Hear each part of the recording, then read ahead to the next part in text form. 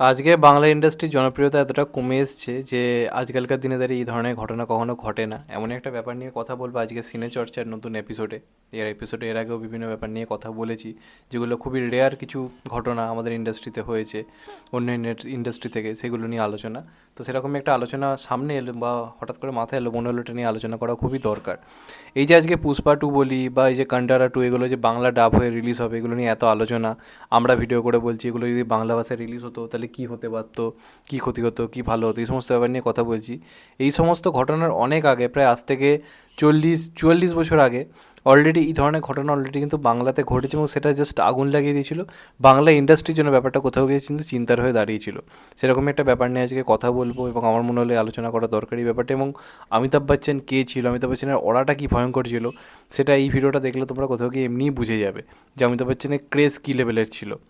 তো 1981 সালে সেই সময় বাংলার মহানায়ক উত্তম কুমার, সেই সময় বলাটা ভুল হবে, চিরকালীন মহানায়ক বাংলার উত্তম কুমারের সিনেমা অগবধূ সুন্দরী রিলিজ করেছিল 1981 সালের মূলত 6 ফেব্রুয়ারি। এই টাইমে আর কি রিলিজ করেছিল সিনেমাটা।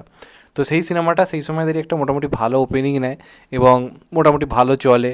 সেই সময় দাঁড়িয়ে আর কি বক্স অফিসে একটা ভালো রকম বিজনেস কোথাও গিয়ে নিয়ে এসেছিল ওই সিনেমাটা।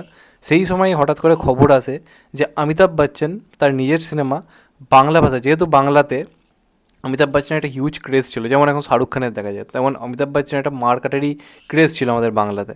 অমিতাভ বচ্চন এলে কলকাতা জুড়ে একটা উৎসব লেগে যেত। মানে বিভিন্ন আপনারা পুরোনো ভিডিও যদি দেখেন, ধরুন কোনো সিনেমার প্রিমিয়ারে নন্দন টন্দন এসছে, দেখতে পাবেন যে রাস্তা পুরো জ্যাম শুধুমাত্র অমিতাভ বচ্চনের এক ঝলক দেখার জন্য। মানে একটা অদ্ভুত ধরনের অরা বা ক্রেজ ছিল ওনার। তো সেই সময় দাঁড়িয়ে উনি ঠিক করেন যে বাংলার জন্য কিছু করতে হবে। তো সেই সময় দাঁড়িয়ে উনি একটা সিনেমা করার প্ল্যান করেন, যেটা হিন্দিতে এক নামে রিলিজ হবে, আর সেটার পুরো বাংলা ডাবিং হয়ে বাংলা ভাষাতে, মানে হিন্দি ভাষাতে বাংলায় রিলিজ করবে না, পুরো বাংলা ডাবিং হয়ে বাংলা সিনেমার মতো করে বাংলাতে রিলিজ করবে। সেই সিনেমাটার নাম হচ্ছে অনুসন্ধান, যেটা হিন্দিতে নাম ছিল বরসাত কি রাত, সম্ভবত এরকম একটা কিছু নাম হবে। সিনেমাটাতে অভিনয় করেছিল হচ্ছে রেখাজি, সরি বলছি, অমিতাভ বচ্চনজি ছিলেন, রাখিজি ছিলেন, এবং তার সঙ্গে ছিলেন ড্যানি ডেনজাপাও ছিল একটা ছোট্ট পার্টে, এবং তার সঙ্গে সঙ্গে আমরা অবশ্যই লেজেন্ডারি ভিলেন আমজাদ খানকে কোথাও গিয়ে এই সিনেমাতে আমরা দেখতে পাই। এবার আমার মনে হয় এই সিনেমাটা অনেকেই দেখেছে, আমরা তো হলে দেখার সুযোগ পাইনি, আমরা ডিভিডিতে দেখেছি পরবর্তীকালে। আমার বাবা কাকাদের কাছে শুনি সিনেমাটা তারা 2-3 বার করে রিপিট মোডে দেখেছিল, এতটা সেই সময় দাঁড়িয়ে জনপ্রিয়তা হয়েছিল এই সিনেমাটার আর কি। আর গানগুলো তো তোমরা সবাই জানো, সুপার ডুপার হিট। ওঠো ওঠো সূর্যাই রে, বা আরও যে গানগুলো ছিল, রোম্যান্টিক যে সংগুলো ছিল বা আইটেম যে সংগুলো ছিল, প্রত্যেকটা মারাত্মক রকমের হিট হয়। আর সিনেমাটা জুড়ে অমিতাভ বচ্চন ভার্সেস আমজাদ খানের যে লড়াইটা, দারুণ উপভোগ্য একটা ব্যাপার ছিল। তো বলে রাখি এই সিনেমাটা হিন্দিতে, ধরুন অমিতাভ বচ্চন তো একজন হিন্দি সুপারস্টার, এই নিয়ে তো কোনো সন্দেহ নেই, হিন্দি সুপারস্টার বা ওই সময় দাঁড়িয়ে বলাতে পারে মানে সব থেকে বড় নাম। তো এই সিনেমাটা হিন্দিতে রিলিজ হয়ে যে বিজনেস করে, বাংলাতে এই সিনেমাটা একমাত্র হয়তো অমিতাভ বচ্চনই, একমাত্র হয়তো ইন্ডিয়ান অভিনেতা যে হয়তো হিন্দিতে এবং বাংলাতে একসাথে সেমি হিট এবং ব্লকবাস্টার হিট দিয়েছে, দুটো আলাদা আলাদা ভাষাতে। যে ঘটনা আই থিঙ্ক খুব একটা কোনো দিন না দেখা গেছে, ইন ফিউচার না কখনো দেখা যাবে। তো এই সিনেমাটা হিন্দিতে রিলিজ করে এবং হিন্দিতে এই সিনেমাটা কিন্তু সেমি হিট ট্যাগ পেয়েছিল। কিন্তু বাংলাতে এই সিনেমাটাকে যেহেতু বাংলা ভাষায় আনা হয়, মানুষের মধ্যে এত ক্রেজ ছিল, অ্যাডভান্স বুকিং শুরু হতেই সমস্ত রকম টিকিট বিক্রি মানে একদম রেকর্ড করে ফেলে।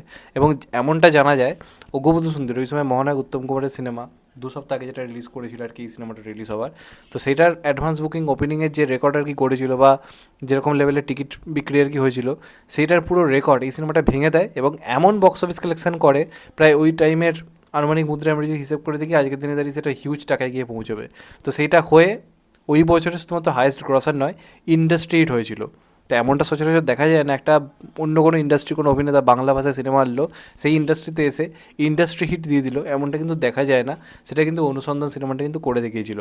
হিন্দিতে এই সিনেমাটা মোটামুটি চলেছিল, সেমি হিট মতো ট্যাগ পেয়েছিল, এবং বাংলাটা চরম লেভেলে জনপ্রিয়তা। আমি নিজে বাংলাটা দেখতে বেশি পছন্দ করি, টিভিতে মাঝে মধ্যে দেয় দেখি, ওই কালার্স বাংলা বাংলাতেই মাঝে মাঝে দেয় দেখি, মজা লাগে। এবং অমিতাভ বচ্চন নিজে ডাব করেছিল এই সিনেমাটার জন্য। একটাবার আপনার মানে শুনে আপনার মনে হবে না যে অমিতাভ বচ্চন মানে বাংলা বলতে পারেন, এত সুন্দর উনি বাংলা বলেছিলেন। একটু একটু বোঝা যাবে, কিন্তু দারুণ লাগে শুনতে, দারুণ লাগে দেখতে। আমি সিনেমাটা এখনও মাঝে মাঝে দিলে দেখি, দারুণ দেখতে লাগে। তো এইটা কিন্তু একটা এরকম ভয়ঙ্কর রেকর্ড অলরেডি বহু আগে ঘটিয়েছিল, যেখানে বাংলার মহানায়ক উত্তম কুমারের সিনেমাকে অমিতাভ বচ্চন হিন্দিতে না এনে বাংলায় এনে রীতিমতো বাংলার বুকে দাঁড়িয়ে মানে ব্লকবাস্টার শুধু না, ইন্ডাস্ট্রি হিট দিয়ে বেরিয়ে যাচ্ছে। তো এই ঘটনা কিন্তু অনেক আগে ঘটে গেছে অলরেডি, মানে সেই সময় দাঁড়িয়ে। তাও তখন বাংলা ইন্ডাস্ট্রির অবস্থা ভালো ছিল, ব্যাপারটা নিয়ে অতটা চাপ হয়নি। কিন্তু আজকের দিনে দাঁড়িয়ে যদি সত্যি পুষ্পা 2 এমন প্ল্যান করতো যে শুধুমাত্র বাংলাতে বাংলা ভাষাতেই আসবে, আর এরকম যদি মার্কেটের বিজনেস করতো, তাহলে ভাবুন কী হতো। তো মনে হলো আজকে এরকম একটা ব্যাপার নিয়ে আলোচনা করা দরকার। এটা সত্যি মানে একটা জানার মতো ব্যাপার, এবং আমার মনে হলো এরকম একটা ব্যাপার নিয়ে কথা বলে আমার চ্যানেলেও একটা এরকম ভিডিও থেকে যাবে যেখানে আমি এরকম একটা রেয়ার টপিক নিয়ে কথা বলেছি। তো যে কারণে করলাম, আমি জানি না ভিউজ হবে কি না এই ভিডিওতে, কিন্তু মনে হলো জানা দরকার। অনেকেই বলে যে সিনেমার কিছু আননোন কিছু ব্যাপার নিয়ে, ফ্যাক্টস নিয়ে কথা বলো, তাই যে কারণে এটা মাথায় এলো, যে কারণে বললাম। তোমাদের কেমন লাগলো ভিডিওটা কমেন্ট করে অবশ্যই জানাবে। আর এরকমই কিছু এরকম ধরনের জিনিস বা ভিডিও যদি দেখতে চান, অবশ্যই ভিডিওটাকে শেয়ার লাইক করতে ভুলবেন না। চ্যানেলটা নতুন হলে চ্যানেলটা সাবস্ক্রাইব করে দেবেন, কেটে দেবেন এখন। ভালো থাকবেন সবাই, টেক কেয়ার।